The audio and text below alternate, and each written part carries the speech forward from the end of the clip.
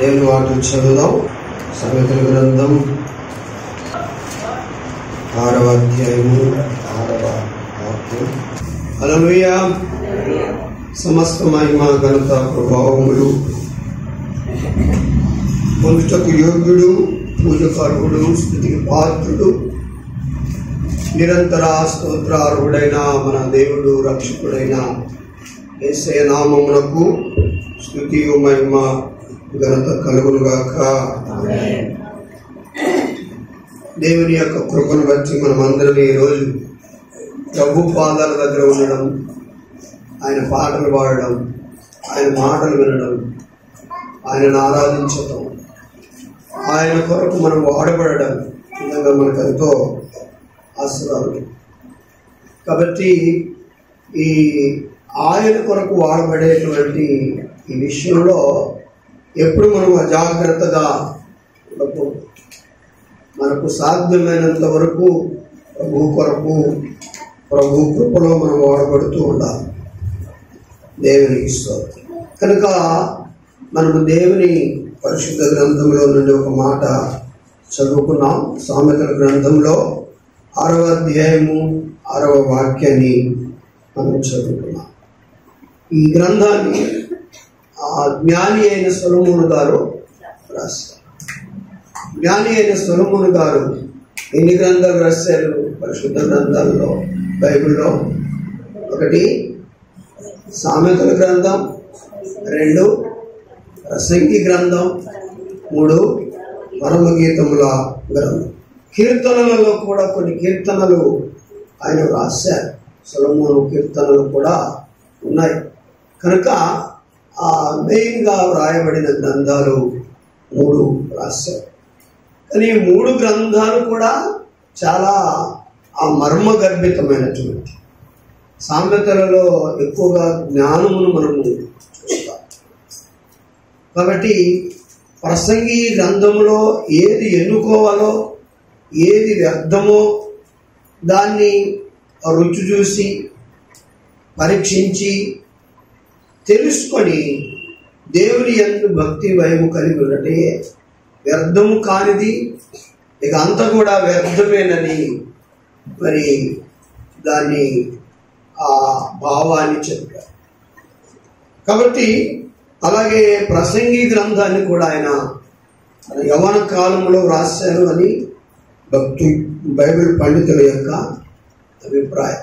కనుక ఏది ఏమైనా ఈ 3 గ్రంథాలు కూడా చాలా శ్రేష్టమైన దేవుని జ్ఞానం కలిగి రాశారు.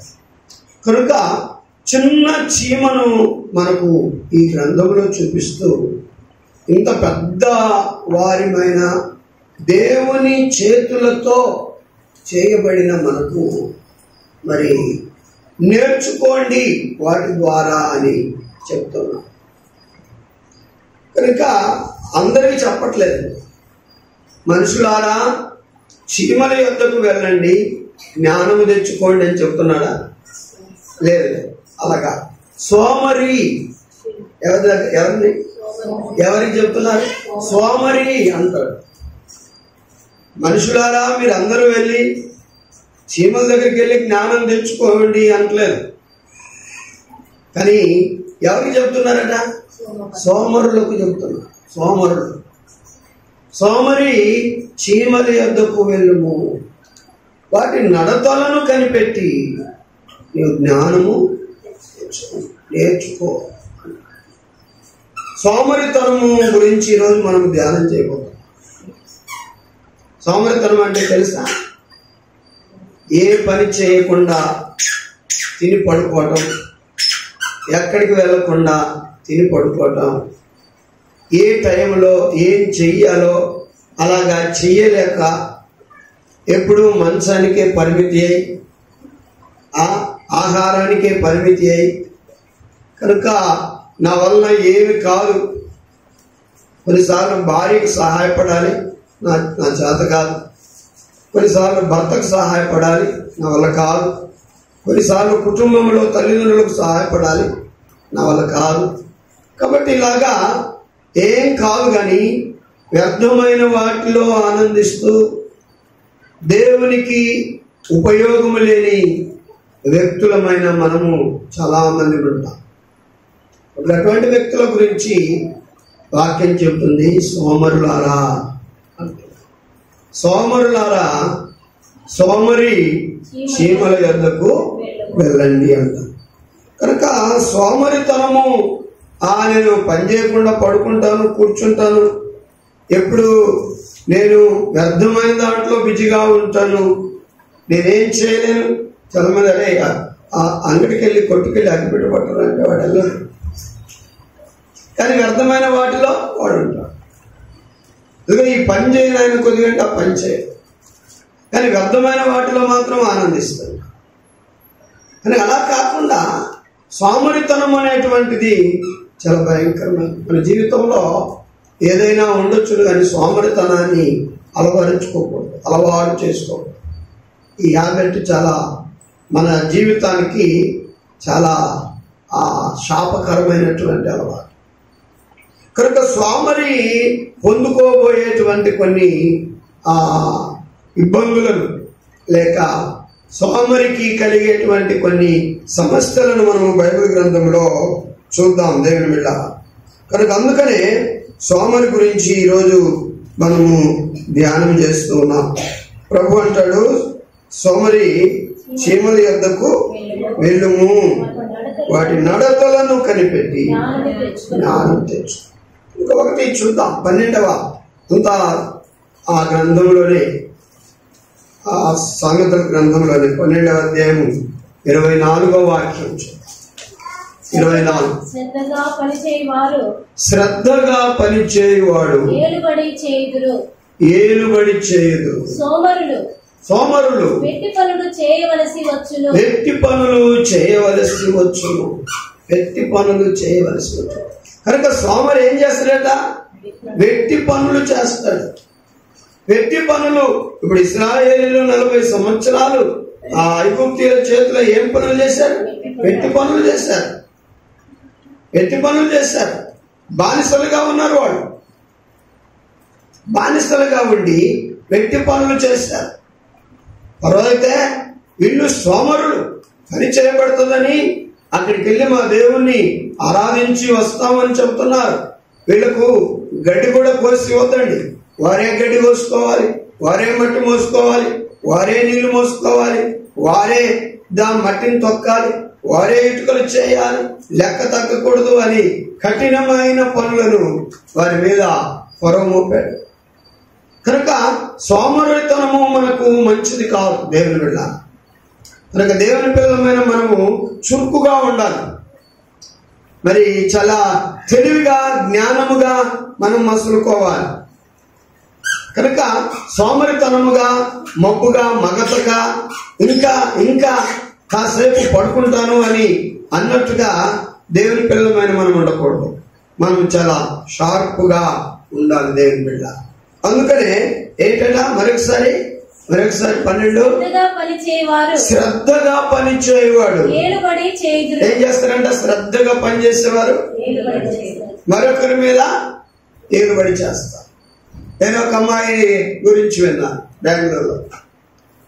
కనుక ఆ అమ్మాయి కంపెనీలో పనిచేస్తున్నా కాబట్టి కంపెనీలో పనిచేస్తూ ఉండగా ఎండి చూశాడు. ఆ అమ్మాయి చాలా శ్రద్ధగా కంపెనీలో పని చేయటము చూస్తున్నాడు. అందరూ ఏదో అలాగా టైం పాస్ చేసి అలాగా కనబడి అది వచ్చేసి ఇది పెండింగ్ పెట్టి ఇలా చేసుకుంటూ వెళ్తున్నారు. కానీ ఈ అమ్మాయి అందరికంటే చాలా చురుకుగా, చక్కగా నా పని, నా కంపెనీ అన్నట్లుగా బాధ్యతగా పనిచేసి, ఇటీవల అమ్మాయి గురించి విన్నది ఏంటంటే ఆ అమ్మాయి అందరికీ లీడర్ అయిపోయాడు. ఆ అమ్మాయి ఆ కంపెనీలో టాపర్. ఆ అమ్మాయి ద్వారానే అన్ని జరగాలి. ఆ అమ్మాయిని ఆ కంపెనీలో హెడ్గా చేశారు. కాబట్టి ఏంటి అంటే కష్టపడి పని చేసినప్పుడు ఏం చేస్తుంది? అందరికి కూడా చెప్పే బిడ్డగా మారుతుంది. అందరూ కూడా అమ్మాయి క్రింద పని చేయాలి, అందరికీ అమ్మాయి నేర్పించాలి. ఇలాగ దేవుని పిల్లలమైన మనం కూడా కష్టపడి పని చేసుకున్నట్లయితే మనం ఏ స్థితిలో దేవుడు ఉంచుతాడు, మనం పరిపాలించే స్థితిలో దేవుడు పెడతాడు. కనుక పనిచేసే సమయంలో నిద్రపోతూ ఉంటే, పనిచేసే సమయంలో వ్యర్థంగా తిరుగుతూ ఉంటే, పనిచేసే సమయంలో నువ్వు మౌనంగా ఉంటే నువ్వేమైపోతావు?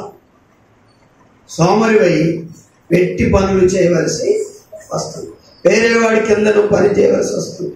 వాడి కింద బానిస పని చేసే మరి స్థితి దేవునికి ఇస్తారు. అందుకొరకే దేవుని పిల్లమైన మనము చురుకుగా ఉండాలి. కనుక సోమరికి ఒక మొదటిగా తనకు కలగబోయే నష్టం ఏంటంటే వెట్టి పనులు చేస్తాడు. వెట్టి పనులు, వేరే వాళ్ళ కింద వెట్టి పనులు చేస్తా ఉంటాడు. తనకు సొంతంగా మరి తన సొంత ఇష్ట ప్రకారంగా మరి చేసుకునే పని ఏది ఉండదు. వెట్టి పనులు చేస్తూ వేరే వారి చేతుల కింద బ్రతికే జీవితాన్ని దేవుడు అర్పిస్తాడు. కానీ మనం కష్టపడి పని చేయాలి. ఏ పనైనా, ఏ ఉద్యోగమైనా మనం కష్టపడి చేసుకోవాలి. కష్టపడి చేసుకుంటే దేవుని పిల్లమైనటువంటి మనము మరి ఇతరులను ఏం చేస్తాం? ఏలుతాం. కనుక నువ్వెవరిని ఏలట్లేదు, నిన్నే అందరు ఏలుతున్నారు, అందరి కింద నువ్వే మరి బానిస పని చేస్తున్నావు అంటే సోమరితనం వలనే ఇది జరుగుతుంది. కనుక సోమరిగా మనము దేవుని పిల్లరా ఉండకూడదు. గుర్తుపెట్టుకోండి, ఒకటి సోమరి ఏం చేస్తాడు? వెట్టి పనులు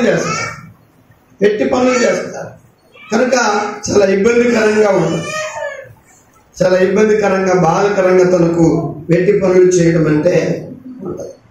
కనుక దేవుడు మనల్ని వెట్టి పనులు చేయడానికి పిలవలేదు, కానీ ఇశ్రాయేలీయులను ఆ వెట్టి పనులను చేసేటువంటి ఆ స్థితిలో నుండి వారిని విడిపించి వారి సొంత మరి పొలాలను, వారి సొంత మరి పనులను చేసుకునేలాగున వారి సొంత భూములను దేవుడు వారికి పాలు తెరువులు ప్రవహించే దేశంలో ఇచ్చాడు దేవుడు. కాబట్టి వెట్టి పనులు చేసుకుంటూ బ్రతకటం ఒకరి చేతి క్రింద ఉండడం కాదు. నీవే స్వయంభవుడుగా, నీవే ప్రత్యేకంగా నీ పనులను చేసుకొని నువ్వు బ్రతకాలి. అది నేర్చుకోవాలి. ఇటీవల యూట్యూబ్లో ఒక మాట నేను ఒక అమ్మగారు చెప్తే విన్నాను. ఏంటంటే, మీ పిల్లలు ఒక వయసు వచ్చిన తర్వాత వారి సంపాదన వారు సంపాదించుకునేలాగా వారికి నేర్పించండి అని చెప్పి, వారి సంపాదన వారు సంపాదించుకోవాలి, వారు ఆర్థికీయంగా వారు కూడబెట్టుకున్నటకు వారికి నేర్పించాలి, వారి యొక్క కష్ట సుఖాలను వారు చూసుకునే విధానంగా నేర్పించాలి. ఎందుకు కుమారులకు మనం ఏమివ్వకూడదా, కుమార్తెలకు మనం ఏమివ్వకూడదా? ఇవ్వకూడదని కాదు, కానీ వారి కొరకే మనము సంపాదించటం ఇక మానేసి వారు స్వయంగా ఎదిగేటువంటి బ్రతికేటువంటి మరి స్థితిలో వారిని మనం ఏం చేయాలి? పెంచాలి. ఒకవేళ నువ్వు డబ్బు ఏదైనా ఖర్చు పెడుతున్నావు నీ బిడ్డల కొరకు అంటే, ఆ బిడ్డలు వారి సొంతంగా సంపాదించుకున్నటకు నువ్వు ఖర్చు పెట్టు. వారు మౌనంగా తిని కూర్చుని నీ ఆదాయం మీద, తల్లి ఆదాయం మీద, తండ్రి ఆదాయం మీద బ్రతికేటట్లుగా వారిని నువ్వు పెరుగుతుంటే చూస్తూ మౌనంగా ఉండకూడదు. వారికై నీవు ఖర్చు పెట్టు. ఆ ఖర్చు వారి సంపాదనకు ఆ కారణంగా ఉండాలి, వారి ఎదుగుదలకు కారణంగా ఉండాలి. కనుక సోమరులుగా ఉండకూడదు పిల్లలు. వారు ఎదగాలి, వారు సంపాదించాలి, వారు కష్టపడాలి, వారు మరి ఆ దరిద్రతను, ఆ యొక్క బలహీనతలన్నింటినీ కూడా పోగొట్టుకోవాలి. ఈ రోజున దేవుని పిల్లలమైన మనకు దేవుడు అదే చెప్తున్నాడు. సోమరితనం మంచిది కాదు. సోమరితనముగా ఉన్నట్లయితే వెట్టి పనులు నీవు చేస్తావు, వెట్టి పనులు చేస్తావు. కనుక ఏం చేయాలి? కష్టపడి పని చేయాలి. కష్టపడి పని చేసినప్పుడు నీవు ఇతరులను ఏలుతావు. నీవు కష్టపడక నీవు ఇతరుల కష్టం మీద ఆధారపడి బ్రతికినప్పుడు నువ్వేమవుతావు? సోమరివి అవుతావు. అప్పుడు నీవు వెట్టి పనులు చేయవలసి వస్తుంది అని దేవుని యొక్క వాక్యము సెలవిస్తుంది. మరొక నష్టము సోమరికి మనం చూద్దాం. 13వ అధ్యాయం 4వ వాక్యం. సోమరి ఆశపడును గాని వారి ప్రాణమునకు ఏమీ దొరకదు.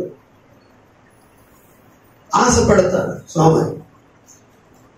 ఆహారం కొరకు ఆశపడవచ్చు, బట్టల కొరకు ఆశపడవచ్చు, ఇంటి కొరకు ఆశపడవచ్చు, వాహనం కొరకు ఆశపడవచ్చు. మనకు చాలా అవసరాలు ఉంటాయి. కానీ కష్టపడే వాటిని ఏం చేస్తాడు? సంపాదించుకుంటాడు. తను కష్టపడుతున్నాడు కాబట్టి, తను సంపాదించుకుంటున్నాడు కనుక వాటికి ఏదైతే అవసరాలు ఉన్నాయో అవసరాలు తీర్చుకుంటాడు. మరి సోమరికి ఎట్లాగా? సోమరికి ఏ ఆదాయం ఉండదు కదా. ఎందుకంటే అతను కష్టపడి పని చేయడు. కష్టపడి పని చేయడు కనుక సోమరి ఆశపడును కానీ వారి ప్రాణములకు ఏమీ దొరకదు. అంత నిరుత్సాహమే తన జీవితం. ఆశలు ఉంటాయి, కోరికలు ఉంటాయి, కోరికలు తీరవు, ఆశలు తీరవు, అసంతృప్తి కనుక లోటుల్లో ఉంటాడు.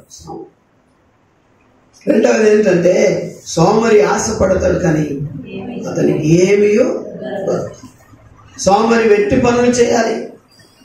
కష్టపడి పని చేయకపోతే వెట్టి పనులు చేయాలి.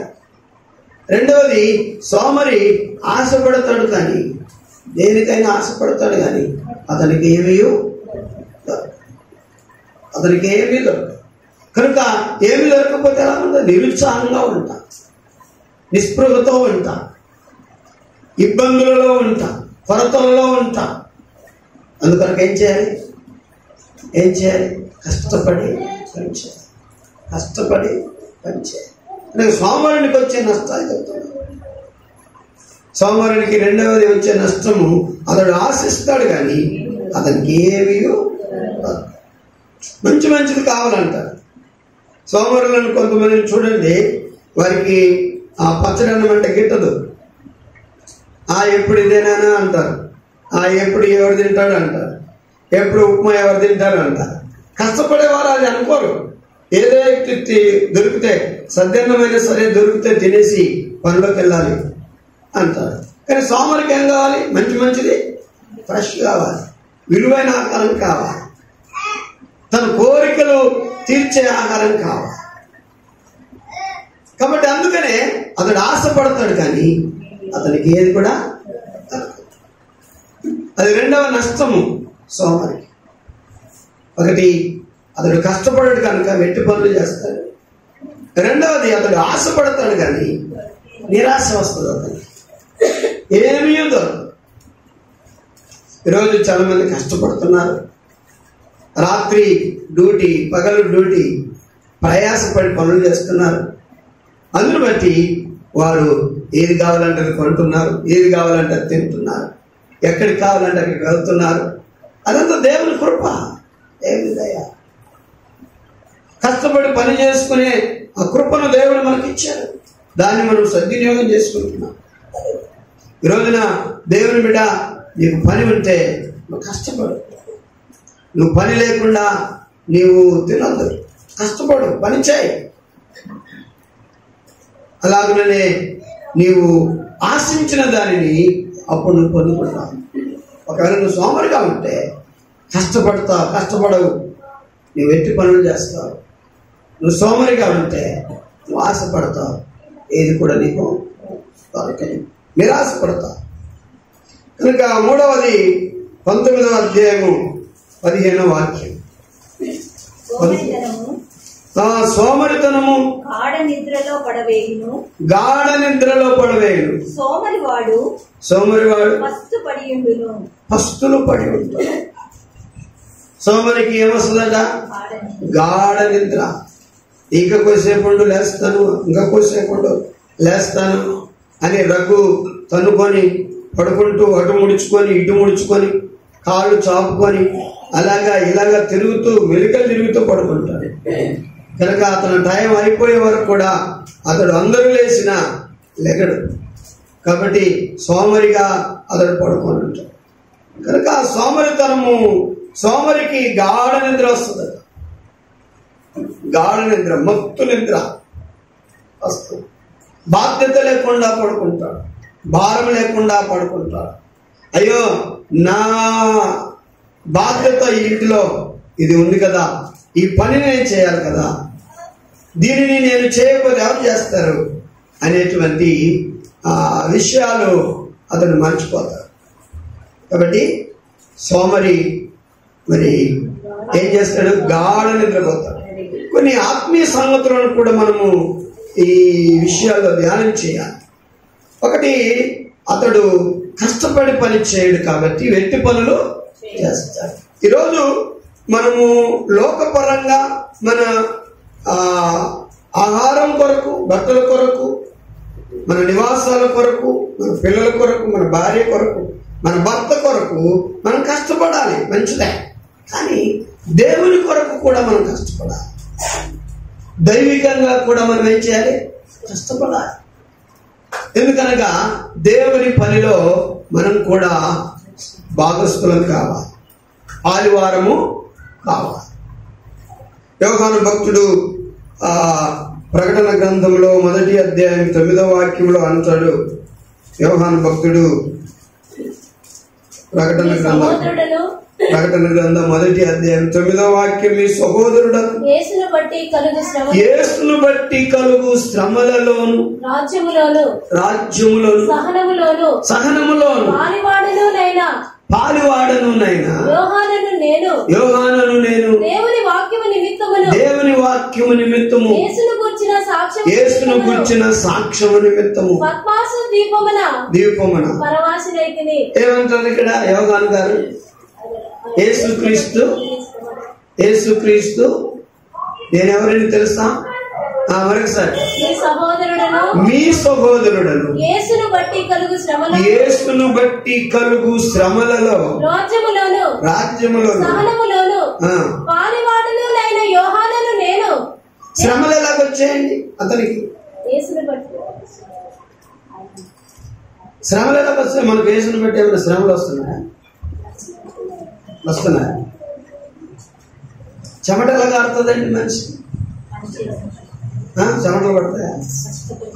పని చేస్తే అలసిపోతాడు. ఎందుకు? పని చేస్తాడు. అందుకని యోహాను గారు కూడా చెప్తున్నారు, నేను యేసుక్రీస్తు శ్రమలలో పాలివాడు. ఎందుకంటే ఆయన పని చేశాను కనుక ఆ పని చేసినందున నన్ను శ్రమలకు గురి చేశాడు. కనుక 4వ అధ్యాయం అపోస్తుల కార్యంలో మనము వాక్యం చదువుతాం. ఏమంటారు? ఇక పైన చదువుదాం.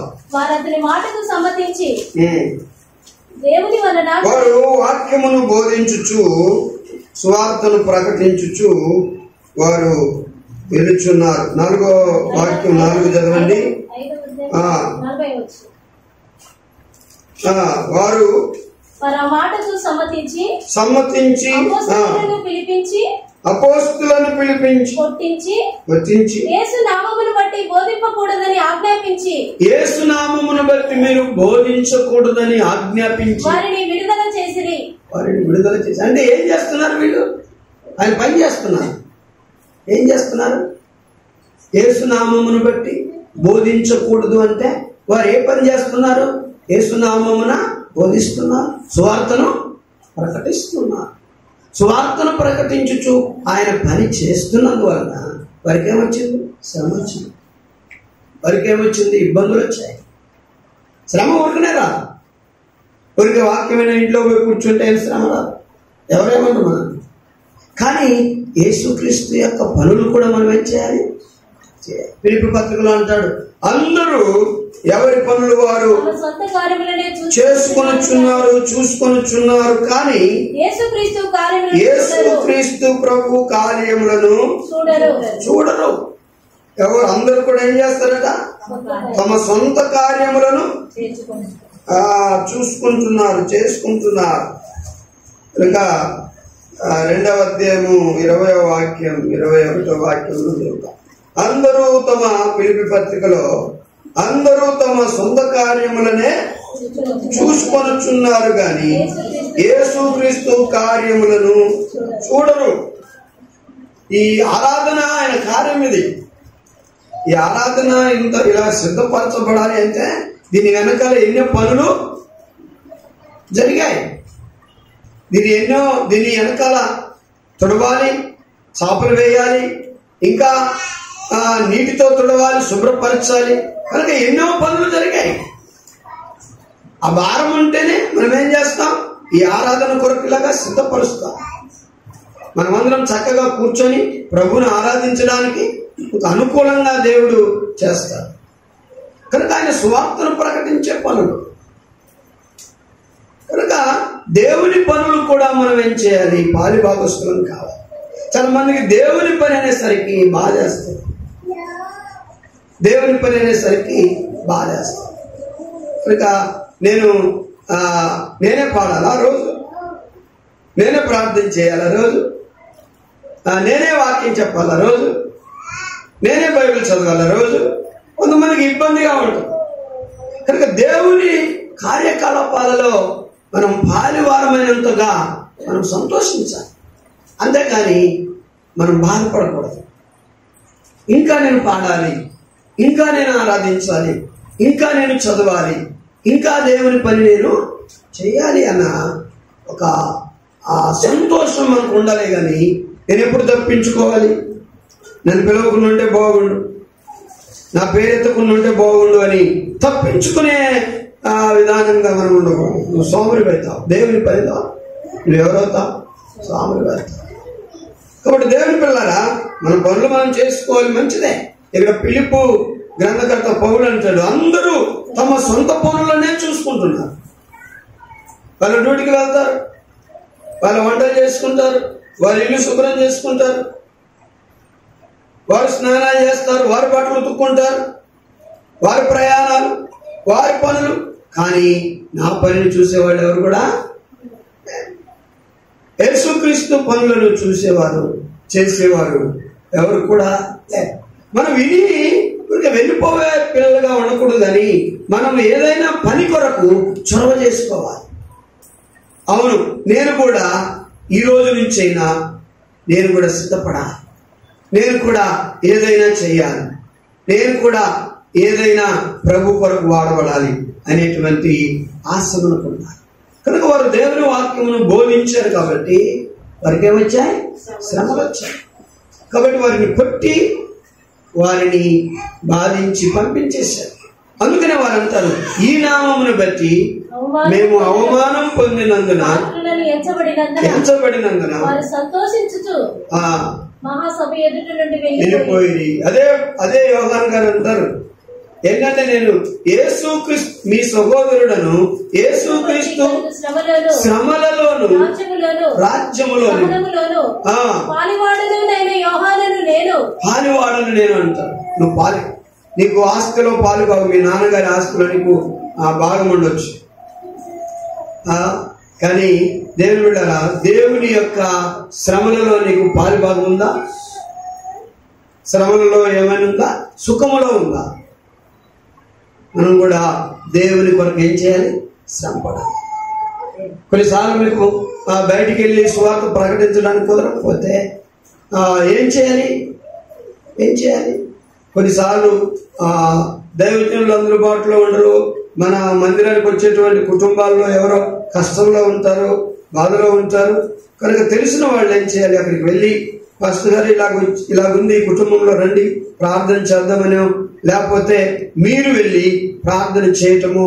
కాబట్టి ఆ రీతిగా ఏం చేయాలి, చేసి వారిని హెచ్చరించాలి. అది కూడా దేవుని యొక్క పరిచర్యే, అది కూడా దేవుని పరిచర్యే. కనుక అన్ని సమయాల్లో మనం ఉండకపోవచ్చు. కనుక కొన్ని సమయాల్లో దైవజనుడు ఉంటే దైవజనుడిని మనం వాడుకోవాలి.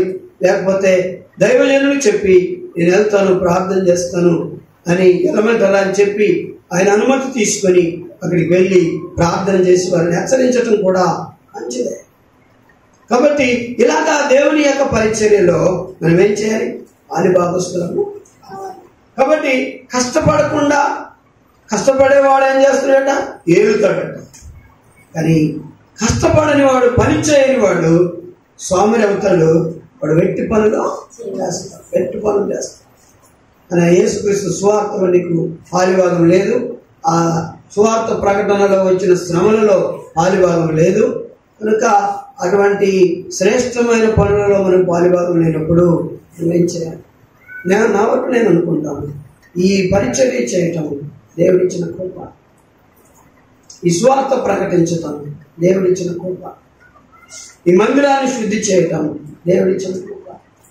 కాబట్టి ఈ రీతిగా 3 స్థలాల్లో కూడా సాయంకాలం 6-7 గంటల వరకు అలా పని చేయటం దేవుని యొక్క కృప. కాబట్టి అలాగే దేవుని పిల్లలమైన మనం కూడా ఏం చేయాలి? పాలిభాగస్తులము. చాలా మంది చూడండి, ప్రార్థనకు రావడమే కష్టం, సోమరితనం. ప్రార్థనకు రావడానికి సోమరితనం, మోకాళ్ళు ఉంచడానికి సోమరితనం, ప్రార్థన చేయడానికి సోమరితనం, వాక్యం వినడానికి సోమరితనం. బైబిల్ ఏం తీసుకోవాలి, రోజు తీసిన బైబిలే అక్కడ పడేది అదే ఉంటుంది అని తెచ్చుకున్నా దాన్ని తీయలేని సోమరితనం, దాన్ని చదవలేని సోమరితనం. చాలా మందికి చాలా లేజినెస్, సోమరితనం. కాబట్టి ఇది ఆధ్యాత్మిక సోమరితనము నీకు ఉండకూడదు. నువ్వు రెగ్యులర్గా రక్షించబడిన దేవుని బిడవేనువైతే రెగ్యులర్గా నువ్వు ప్రార్థన చేయాలి. ప్రార్థన ఉందా నీ జీవితంలో? ప్రార్థన ఉందా? చాలా మందికి లోక సంబంధంగా అటు ఇటు తిరగటమే కానీ ప్రార్థన జీవితాలు ఉండవు. ప్రార్థన చేయాలి. మీరు తిరగడం తప్పని కాదు, తిరగండి. కానీ రెగ్యులర్గా మీకు, నాకు, మనందరికీ ప్రార్థన జీవితం ఉండాలి. వాక్యం చదవాలి, వాక్యం చదవాలి. ఎప్పుడైనా మీరు ప్రయాణంలో మొబైల్ మర్చిపోయి వెళ్ళారా? లేదు. కానీ బైబిల్ మర్చిపోయి ఎన్నో రోజులు వెళ్ళారు. బైబిల్ లేకుండా ఎన్నో ప్రయాణాలు మీరు చేశారు. కాబట్టి అలాగ ఉండకూడదు. మనం బైబిల్ చదవాలి. మనకు అక్కడ బైబిల్ కావాలి, అక్కడ మనం ప్రేయర్ చేసుకోవాలి, అక్కడ మనం దేవుని వాక్యాన్ని వినాలి, చదవాలి. అంటే ఇవన్నీ ఉంటాయి కాబట్టి పరిశుద్ధ గ్రంథం మనతో ఉండాలి. లేకపోతే మనము ఆధ్యాత్మికంగా దేవుని పని చేయలేని ఎవరమవుతాం? సోమరులము. అప్పుడు మనము ఆధ్యాత్మికంగా వెట్టి పనులు చేయాల్సి వస్తుంది. రెండవది మనం ధ్యానం చేసాము, సోమరి ఆశపడతాడు కానీ అతనికి ఏమి దొరకదు. ఆశపడతాడు, అతనికి ఏమి దొరకదు. ఇప్పుడు నువ్వు కూడా ఆధ్యాత్మికంగా చూడండి, చర్చికి రాని వాళ్ళు, ప్రార్థన చేయని వారు, వాక్యం వినని వారు, ఆరాధించని వారు, భోజనం చేస్తేనండి కడుపు నిండా తినండి, తృప్తిగా తినండి, అంత మంచిగా తినాలి. కానీ ఆరాధన కూడా అలా చేస్తున్నామా? తృప్తిగా పాడుతున్నామా? మనస్ఫూర్తిగా తృప్తిగా ప్రార్థన చేస్తున్నామా? మనస్ఫూర్తిగా తృప్తిగా వాక్యం వింటున్నామా? మనస్ఫూర్తిగా తృప్తి ఉండాలండి. ఇంటే ఏమి లేకపోతే ఒక మాట విని ఒక మాట వినకుండా బయటికి వెళ్ళి లోపలికి వచ్చి ఫోన్ చేస్తే మరలా వెళ్ళిపోయి మరలా కూర్చొని, కొంతమంది అయితే మధ్యలో లేచిపోతారు, బైబిల్ వదిలేసేసి మీరు వచ్చేటప్పుడు నా బైబిల్ తీసుకురండి అని చెప్తారు.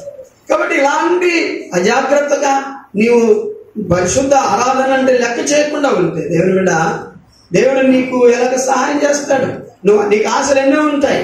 దేవా నాకు ఉద్యోగం కావాలి, దేవా నాకు ఆరోగ్యం కావాలి, దేవా నా బిడ్డలను ఆశీర్వదించు, దేవా నాకు అది చేయి ఇది చేయి అని నీకెన్నో కోరికలు ఉంటాయి. నా అప్పులు తీర్చు, ఎన్నో ఉంటాయి.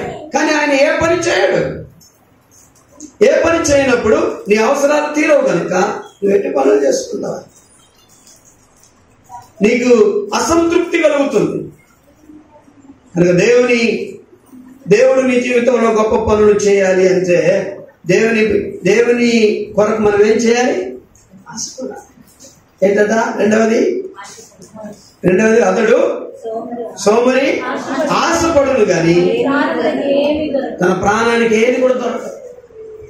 అప్పుడు ఏం చేస్తాడంటే ఈ చర్చే వేస్ట్, ఈ ప్రభువే వేస్ట్, ఈ ప్రార్థన చేయమంటారు కానీ ఏమి దొరకదు.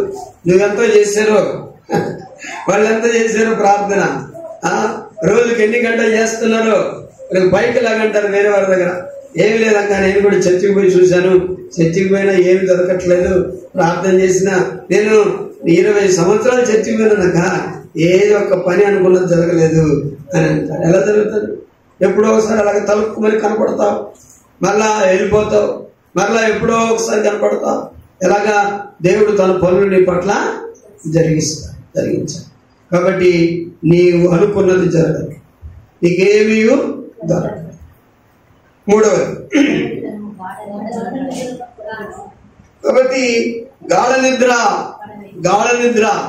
పడవేస్తుంది. గాఢ నిద్రలో పడవేస్తుంది కనుక ఆ టయానికి మనము లేచి ప్రార్థన చేయాలి, టయానికి మనము లేచి వాక్యం చదవలేము, టయానికి మనము లేచి దేవుని కొరకు బ్రతకాలి. ఈసారి భక్త సింగ్ గారు వారితో పాటు కొంతమంది ప్రయాణమై మీటింగ్స్కి వెళ్ళేటప్పుడు ట్రైన్లో వారు ప్రయాణం చేస్తూ ఉన్నారట. ప్రయాణం చేస్తూ ఒక్కొక్కరు ఒక్కొక్క బర్త్ తీసుకున్నారు. అందరు కూడా ఎవరి బర్త్లో వారు పడుకున్నారు. మరి అందరు కూడా గాఢ నిద్రలో ఉన్నారు. కనుక తనతో పాటు వచ్చిన ఒక వ్యక్తి మరి వాష్రూమ్కి వెళ్ళాలని వచ్చి చూస్తే భక్త సింగ్ గారు మోకాళ్ళ మీద పడి ప్రార్థన చేస్తున్నారట. ప్రార్థన చేస్తుంటే అయ్యగారు ప్రార్థన చేసుకుంటున్నారని తన వాష్రూమ్కి వెళ్ళి మళ్ళా వచ్చి పడుకొని మరలా మధ్యరాత్రి 11 గంట ఆ సమయంలోకి వెళ్తే మరలా మోకాళ్ళు వచ్చి ప్రార్థన చేస్తూ ఉన్నాడంట. మరలా తెల్లవారుజామున మరలా వాష్రూమ్కి వస్తే ఇంకా ప్రార్థన చేస్తున్నాడంట. ఇలాగ తెల్లవారులు ఏం చేస్తున్నాడు? ప్రార్థన చేస్తున్నాడు. కనుక దేవుని పిల్లలమైనటువంటి మనం కూడా ఏం చేయాలంటే సోమరులుగా నిద్రపోకూడదు. నేను ఎప్పుడు ప్రార్థన చేయాలా? నేను ఎంతసేపు ప్రార్థన చేయాలి? నేను దేవుని కొరకు ఎలాగ బలపరచబడాలి? దేవుని వాక్యం ఎలా నేను చదవాలి అనే ఈ ఆశ ఆకాంక్ష దేవుని పిల్లరా మనకు ఎక్కువగా ఉండాలి. చాలా మంది మనకు ఈ మధ్య అలవాటు ఏంటంటే 12 గంటల వరకు మొబైల్ చూస్తూనే ఉంటాం. చాలా మంది, కొంతమంది చూడరు, పడుకుంటారు పెద్దలైన వాడు. కనుక ఏజ్ పిల్లలందరూ కూడా 11 గంటల దాకా 12 గంటల దాకా మొబైల్ చూసుకుంటూనే ఉంటాం. కానీ అది మనకు మంచి అలవాటు కానే కాదు. నేను కానీ మీరు కానీ మనలో ఎవరమైనా సరే అదిగో అదే టైం ప్రార్థన కొరకు మనం ఉపయోగిస్తే, అదే టైం వాక్యం చదువుకోవడానికి మనం ఉపయోగిస్తే మనకెంతో ఆశీర్వాదకరంగా ఉంటుంది. కానీ అలాగా ఉండకుండా మరి పడుకొని ఉదయాన్నే లేచి లేకుజామని ప్రార్థన చేస్తామంటే లేదు. మనం రాత్రి 12 గంటలు పడుకున్నాం కాబట్టి ఇక వేకున మనం మెలుకు రాదు, మనం మత్తులమైపోతుంది, ప్రార్థన చేయాలి. కనుక నీరసం వస్తూ ఉంటుంది. అందుకనే సోమరికి ఏం కలుగుతుందట? గాఢ నిద్ర కలుగుతుంది. అవును, మనం కూడా ఆధ్యాత్మికంగా దేవుని పిల్లరా గాఢ నిద్రలో పోయి ప్రార్థన చేయని వారుగా, వాక్యం చదవలేని వారుగా మనం గాఢ నిద్ర పోకూడదు. దేవుని బిడ్డ మనము మెలుకోగలిగి ఏం చేయాలి? ప్రార్థన చేయాలి.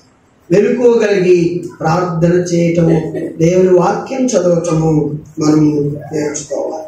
తర్వాత మరొక మాటను మనము చదువుదాం. 4వది 20వ అధ్యాయంలో సామెతల గ్రంథం 4వ వాక్యాన్ని చదువుదాం.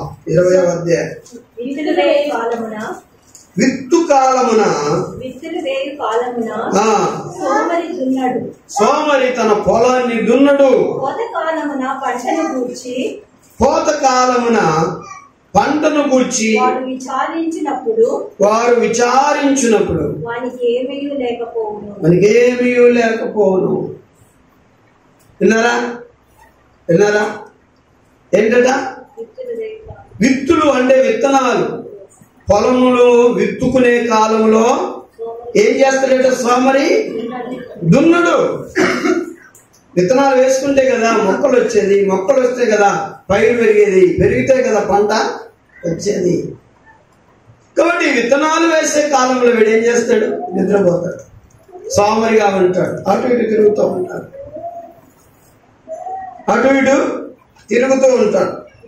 కనుక ఇంకొక మాట చదువుదాం. దేవుని బిడ్డలారా 24వ అధ్యాయంలో అదే గ్రంథంలో 30వ వాక్యం నుండి చదవండి.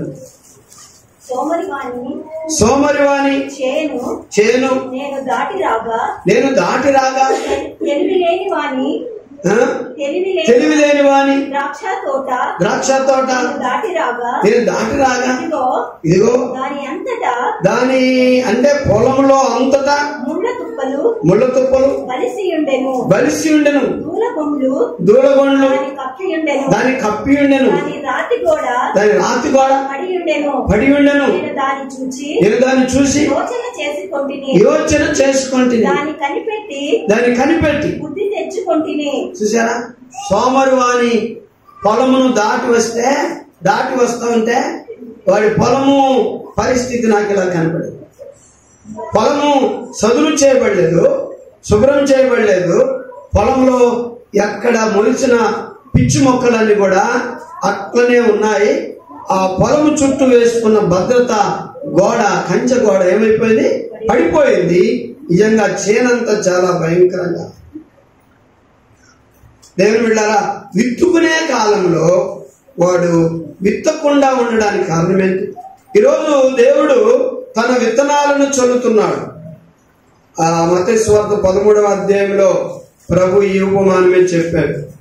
విత్తువాడు తన విత్తనములను విత్తుటకు బయలుదేరాడట. 13వ అధ్యాయం మత్తయి సువార్త 13వ అధ్యాయంలో దేవుడు ప్రభు ఈ ఉపమానం చెప్పాడు.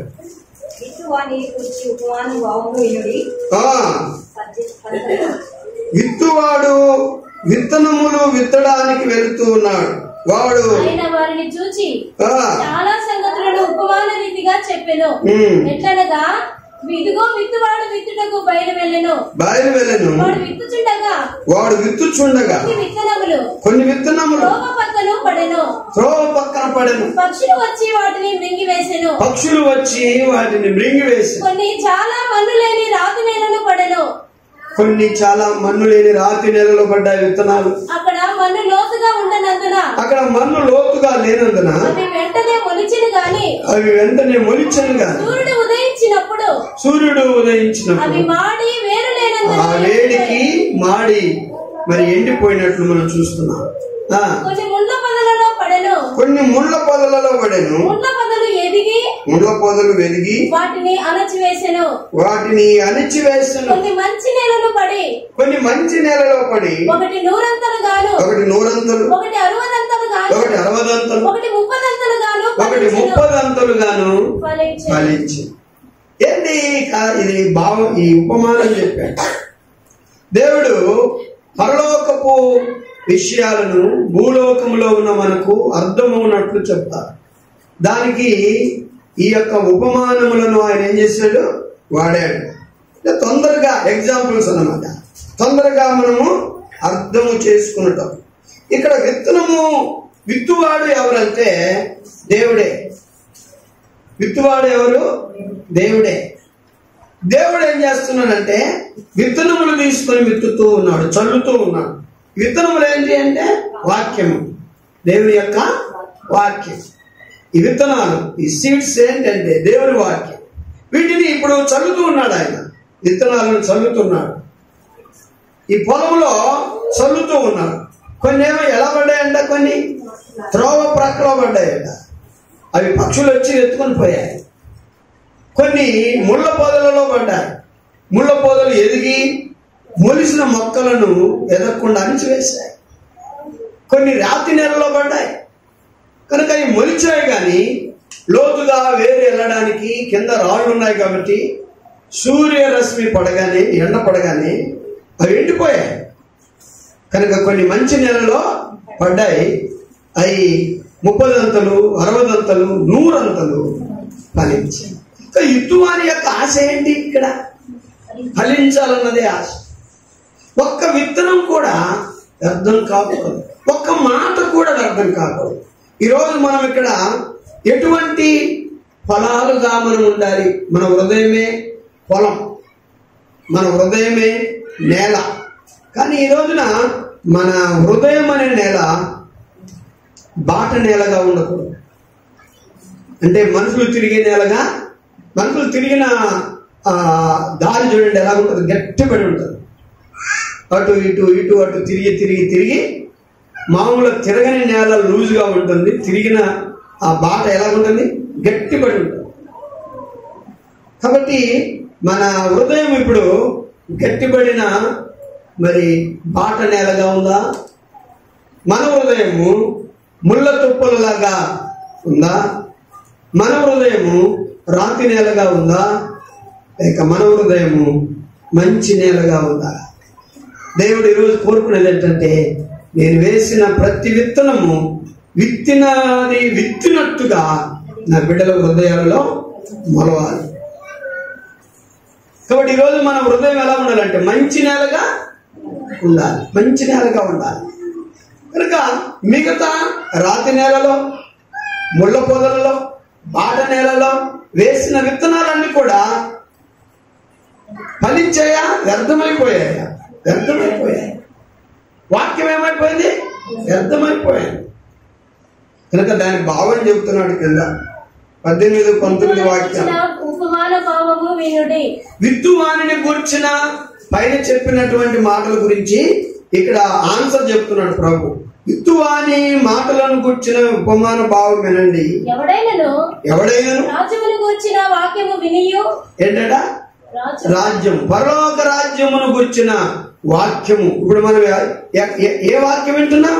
పరలోక రాజ్యమును గురించిన వాక్యాన్ని వింటున్నాం. ఎవడైనను పరలోక రాజ్యమును గురించిన వాక్యం వినియు గ్రహింపక ఉండగా దుష్టుడు వచ్చి వాడి హృదయములో విత్తబడిన దాన్ని ఎత్తుకొని పోతాడు. ఎప్పుడు ఎత్తుకొని పోతాడు?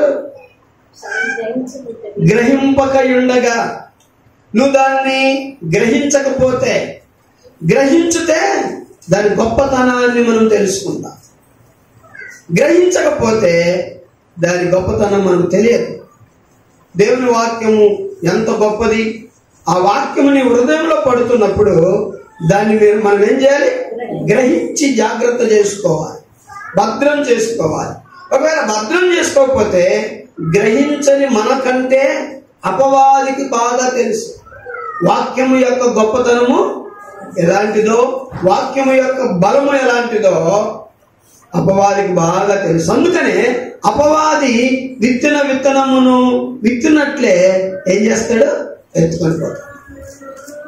ఈరోజు దేవుని బిడ్డలమైన మనము మన హృదయంలో వాక్యము నిలిచి ఉండాలి. దేవుని బిడ్డ మన హృదయంలో దేవుని వాక్యం భద్రం చేసుకోవాలి. మన హృదయంలో దేవుని వాక్యాన్ని సమృద్ధిగా ఉండినట్లు చూసుకోవాలి. మన హృదయంలో దేవుని వాక్యాన్ని జాగ్రత్త చేసుకున్నప్పుడు ఆ వాక్యము వలన మనకు ఎన్ని దీవెనలు ఉన్నాయో అవన్నీ కూడా దేవుడు మనకు అనుగ్రహిస్తాడు. వాక్యాన్ని ఈరోజు మనం లెక్క చేయకపోతే, ఇదిగో బాట నేలలో పడ్డాయి కొన్ని విత్తనాలు, అటువంటి మనుషుల హృదయాల్లో పడ్డాయి, వాళ్ళు గ్రహించలేదు. ఆ గ్రహించకనందువలన ఆ పక్షులు వచ్చి ఏం చేశాయి? అపవాది, పక్షి అంటే ఎవరు? అపవాది, సాతానుడు వచ్చి ఏం చేశాడు? ఎత్తుకొని పోయాడు. వినండి వినండి, బాగా వినండి అంటాడు సాతాను. వినండి వినండి, బాగా వినండి. కానీ మీకు గ్రహింపు లేదులే, దాని విలువ మీకు తెలియదులే, అది మరలా మీరు ఇంటికి పోయేసరికి జ్ఞాపకం ఉండదు, దాన్ని నేను ఎత్తుకొని పోతాను అంట. బాట నిలబడినటువంటి వాడు అలాంటి వాడు. మరి కొంతమంది రాతి నేలను విత్తబడిన వాడు వాక్యము విని వెంటనే సంతోషముతో దానిని అంగీకరించును. అయితే అతనిలో వేరు లేనందున అతడు కొంతకాలము నిలుచును గాని వాక్యము నిమిత్తము హింసైనను కలుగగానే అభ్యంతరపడును. కనుక రాతి నెలలో పడినటువంటి హృదయం కలిగిన వారు కొంతమంది ఉంటారు. వీళ్ళు వాక్యాన్ని వింటారు, మరి వాక్యం వారిలో పెరుగుతుంది, కానీ కొన్ని అభ్యంతరాలు, కొన్ని ఆటంకాలు, కొన్ని శ్రమలు ఎప్పుడైనా వచ్చినప్పుడు వారు అభ్యంతరపడి ఏం చేస్తారు? వాక్యాన్ని తిరస్కరిస్తారు. అది రాతి నేలలో పడినటువంటి వాడి సంగతి. కనుక అక్కడ కూడా వాక్యం నిష్ప్రయోజనం అయిపోయారు. బాట నెలలో కూడా వాక్యం నిష్ప్రయోజనం అయిపోయారు. కనుక మరొక హృదయాన్ని గురించి చెప్తున్నారు. ముళ్ళ పొదలలో విత్తబడిన వాడు వాక్యం వినువాడే గాని ఐహిక విచారాలు, ధనమోసము ఇతడు వాక్యం వింటాడు, కానీ ఈ వాక్యము కంటే కూడా తనకు ఐహిక విచారాలు, ఏదేదో పెద్ద పెద్ద ప్లాన్లు వేసుకుంటాడు ఇతను. నేను అక్కడికి వెళ్ళాలి, నేను ఇక్కడికి వెళ్ళాలి, నేను ఇది చేయాలి, అది చేయాలి, నేను ఇలాగెదగాలి, అలాగెదగాలి అని అనుకుంటాడు. అలాగనుకోవడం తప్ప ఆలోచన ముందే మనం చేసుకోవడం తప్ప. నేను అక్కడికి వెళ్ళాలి, నేను ఇక్కడికి వెళ్ళాలి, నేను అలాగెదగాలి, నేను ఇలాగెదగాలి, నేను ఇది చేయాలి, నేను అది చేయాలి, నేను అది సంపాదించాలి, ఇది సంపాదించాలి అనుకోవడం తప్ప. చూడండి యాకోబు పత్రిక ఏమని చెబుతుందో, 4:13 నేడైనను యాకోబు పత్రిక 4:13 నేడైనను రేపైనను ఒకానొక పట్టణమునకు వెళ్ళి అక్కడ ఒక సంవత్సరం ఉండి వ్యాపారము చేసి లాభము సంపాదించము రండని చెప్పుకుని వాళ్ళారా రేపేమి సంభవించునో మీకు తెలియదు. మీ జీవమే పాటిది. మీరు కొంతసేపు కనబడి అంతలోనే మాయమైపోవు ఆవిరి వంటి వారు కదా. అంటే రైటా కదా అనుకోవటము. ఏమంటారు ఈ వాక్యాన్ని బట్టి? అంటే నేను రేపు అక్కడికి వెళ్తాను, ఎల్లుండి ఇక్కడికి వెళ్తాను, అది సంపాదిస్తాను, ఇది సంపాదిస్తాను, నేను అది చేస్తాను, ఇది చేస్తాను అని అనుకోవటము వాక్యానుసారం కరెక్టా రైటా? కరెక్టా తప్ప? ఏం చెప్పరు కదా. నాకేం అర్థం కాదు కాబట్టి మేమేం చెప్పాం. ఏమని చెప్పింది మరి ఇక్కడ యాకోబు పత్రిక? ఏమని చెప్పింది వాక్యం? యాకోబు పత్రిక ఎందుకు ఊరిక లేనిపోని ఐహిక విచారాలు ఆలోచన చేసుకుంటారు? దేవుని మీద ఆధారపడండి అయ్యా. దేవుణ్ణి అడగండి. దేవా, నీ తలంపులు ఇలా చేయాలనుకుంటున్నాను ఎలాగున్నాయి? నీ ఉద్దేశాలు నేను ఇక్కడికి వెళ్ళాలనుకుంటున్నాను ఎలాగున్నాయి అని దేవుని మీద నువ్వు ఆధారపడకుండా నీ సొంత ప్లాన్లు, సొంత ఆలోచనలు, సొంత నిర్ణయాలు తీసుకొని ఫెయిల్ అయిపోతావు. కాబట్టి దేవుని మీద ఏం చేయాలి? నువ్వు ఆధారపడాలి. అందుకనే నీకేమి సంభవించునో తెలియదు. నేడైనను రేపైనను ఒకానొక పట్టణానికి వెళ్ళి అక్కడ ఒక సంవత్సరం అండి వ్యాపారం చేసి లాభము సంపాదించము రండని చెప్పుకునే వాళ్ళరా? ఈ ఆలోచనలు మనకు ఓనుగా మనం చేసుకోకూడదు అని వాక్యం చెప్తాం. ఎందుకంటే రేపు ఏమి సంభవిస్తుందో నీకు తెలియదు. ఆ ధనవంతుడు కూడా అన్నాడు లూకా సువార్త 12:16లో, ఇదిగో అనేక సంవత్సరములకు నీకు కావలసినంత నా పంట సమకూర్చుకొనుటకు కింద చదవండి. నా ప్రాణమా ప్రాణముతో ప్రాణమా అనేక సంవత్సరములకు స్థానమైన ఆస్తి నీకు సమకూర్చబడి ఉన్నది. సుఖించు తినుము త్రాగు సంతోషించుమని చెప్పుకొందుననుకొనెను. సంతోషించుతానని చెప్పుకొందును అనుకున్నాడంట తనలో తాను. కానీ ఆ రాత్రి వాడిపోయాడు.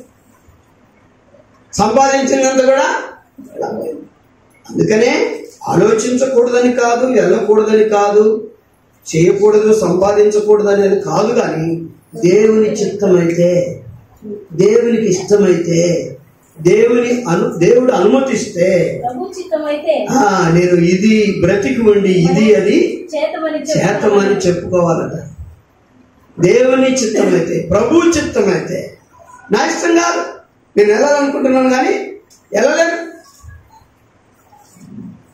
ఏమన్నా తార్సిస్కి వెళ్ళాలనుకున్నాడు, వెళ్ళాడా? తను వెళ్ళాలనుకున్నాడు. నేను ఏది ఏమైనా తార్సిస్కి వెళ్ళాలి, నేను నిన్నువేకి వెళ్ళాలన్నాడు. వెళ్ళాడా? ఆయన చిత్తం లేదు కాబట్టి సముద్రంలో ఆ దరికి చాలలేకపోయాడు. చాలా సమస్యలకు గురయ్యాడు. కానీ ప్రభు చిత్తం అయితే నువ్వు బ్రతికుండి ఇది అది చేతమని చెప్పుకోవాలి. ఐహికంగా మనం ఊహలు ఆలోచన చేసుకొని దేవుని చిత్తాన్ని, దేవుని ఉద్దేశాన్ని, దేవుని ప్రణాళికను మన జీవితంలో గ్రహించక అడగక మన సొంత నిర్ణయాలను తీసుకోకూడదు. నేను బ్రతికుంటే దేవుని చిత్తం అయితే ఆయన అడిగి ఇది అది చేస్తాను అనుకో. కనుక ఈ యొక్క ఎవడు ముళ్ళ తుప్పలలో పడినటువంటి వాడు వాక్యమును వింటాడు, మొలుస్తుంది. కానీ ఇతనికి ధనమోసము, ఐహిక విచారములు ఎక్కువగా, ఆలోచనలు, ధనము సంపాదించుట కొరకు ఎన్నెన్నో ఊహలు అతనికి కలిగినందున ఆ వాక్యపు ఆత్మీయ జీవితాన్ని, ఆ ఆశలు, ఆ కోరికలు ఏం చేస్తాయంటే అణిచివేస్తాయి. స్పిరిచువల్ గా ఎదగకుండా, దేవుల్లో బలపడకుండా ఆ కోరికలు ఏం చేస్తాయి? అణిచివేస్తాయి. వాడు వ్యర్థుడైపోతాడు. కాబట్టి దేవుని బిడ్డలారా, దేవుడు ఇప్పుడు మన హృదయాలలో విత్తు కాలము, వాక్యాన్ని విత్తే కాలం ఇది. కాబట్టి విత్తే కాలమున మన హృదయాలలో దేవుని వాక్యాన్ని ఏం చేయాలి? విత్తుకోవాలి, నాటుకోవాలి. మనం సమృద్ధిగా మన హృదయంలో ఆయన వాక్యాన్ని నింపుకోవాలి. ఆయన వాక్యము యొక్క విలువను గ్రహించి మనము దాన్ని దాచుకుంటే మనము ఆ 30 అంతలు 60 అంతలు 100 అంతలుగా ఏమవుతాం? 4వదిగా మంచి నేలన విత్తబడిన వాడు, వాక్యము విని గ్రహించువాడు అతివాడు సఫలులై ఒకడు 100 అంతలుగా, ఒకడు 60 అంతలుగా, ఒకడు 30 అంతలుగా ఫలించును. కనుక దేవుని ఉద్దేశం ఏంటంటే విత్తేది ఎందుకంటే ఫలింపజేయడానికే. మిమ్మల్ని నన్ను తన వాక్యమును మన హృదయంలో విత్తి అది మొలిచేలాగా చేసి మనల్ని బహుగా ఫలింప చేయాలన్నదే దేవుని. అందుకనే సోమరి చేలో నుండి నేను వెళ్ళినప్పుడు చాలా భయంకరంగా ఉందని చెప్పాడు. దాంట్లో ముళ్ళతుప్పలు గచ్చపొదలు మొలిచాయి, చదువు చేయబడలేదు, శుద్ధి చేయబడలేదు. దాని చుట్టూ ఉన్నటువంటి కంపౌండ్ ఏమైపోయింది? పడిపోయింది, వేస్ట్ అయిపోయింది. కాబట్టి ఈరోజు నీ హృదయం అనేటువంటి పొలం ఎలా ఉంది?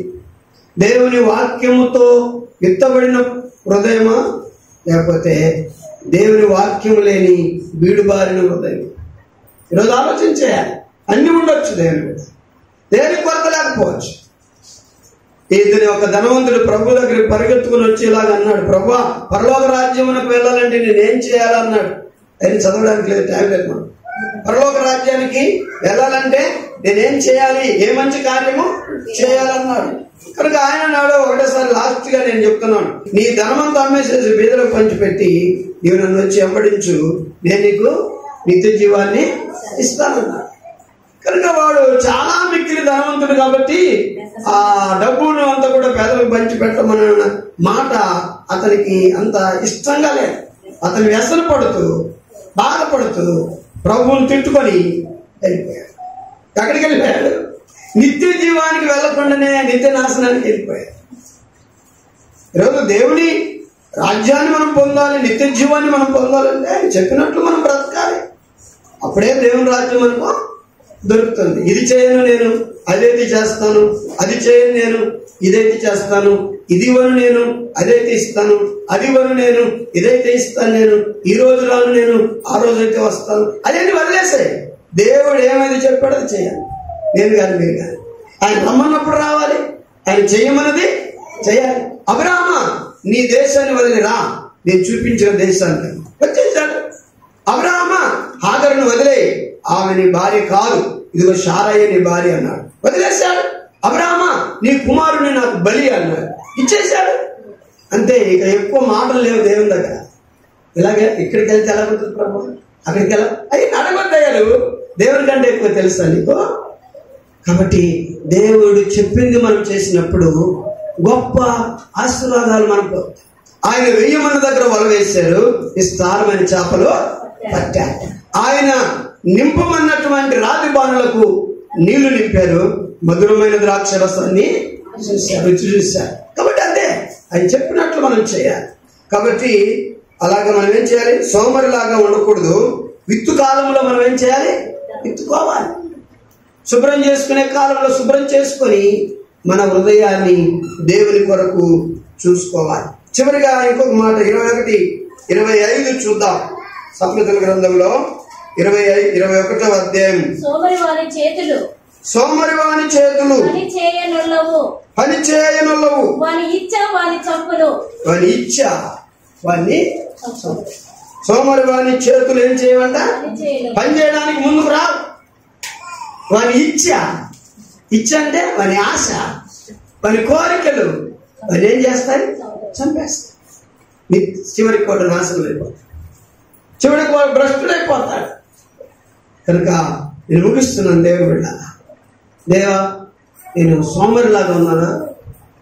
ఆధ్యాత్మిక సోమరితనం నాలో నుండి తీసి, డ్యూటీకి వెళ్తున్నాను, వంట చేసుకుంటున్నాం, మాకు కావలసినవి కొనుక్కుంటున్నాం, తింటున్నాం, బాగా ఉంటున్నాం. కానీ ఆధ్యాత్మిక పరిస్థితికి వచ్చేసరికి నేను డల్ అయిపోతాను. ప్రార్థన చేయలేకపోతున్నాను, వాక్యం చదవలేకపోతున్నాను, మందిరానికి రాలేకపోతున్నాను, వాక్యం సరిగా వెళ్ళలేకపోతున్నాను, ప్రభువా నన్ను క్షమించు, ఈ సోమరితనాన్ని నాలో నుండి తీసివే, ఈ సోమరి బ్రతుకు నాలో నుండి తీసివే అని మనం ప్రభువుని అడిగితే దేవుడు మనకు కూడా ఆసక్తినిచ్చి సోమరితనాన్ని తీసివేసి ప్రభు కొరకు బ్రతకడానికి, మనల్ని ఆశీర్వదించడానికి దేవుడు సహాయం చేస్తాడు. దేవుడి వాక్యాన్ని దీవించి ఆశీర్వదించుగాక. ఆమేన్.